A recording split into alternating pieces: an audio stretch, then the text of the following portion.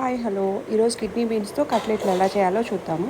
ఫస్ట్గా కిడ్నీ బీన్స్ని ఒక 8 hours soak చేయాలి. సోక్ చేసిన కిడ్నీ బీన్స్ని కుక్కర్లో కుక్ చేసుకున్న తర్వాత ఇలా మ్యాష్ చేసుకోవాలి.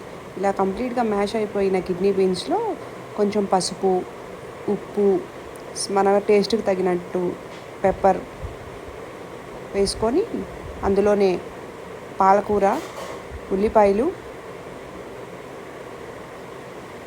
మనం సన్నగా తరిగి పెట్టుకున్న క్యారెట్ ముక్కలు, ఇందులోనే అల్లం చిన్నులపాయ పేస్ట్, కొంచెం లైట్గా గరం మసాలా అండ్ ఒక చెక్క నిమ్మరసం ఇవన్నీ వేసుకొని అన్నీ కలిసేలాగా చక్కగా కలుపుకోవాలి. ఇలా నేను వీడియోలో చూపిస్తున్నట్టు కలుపుకోవాలి. కలుపుకున్న తర్వాత బైండింగ్ కోసం బేసిన్ యాడ్ చేస్తున్నాను.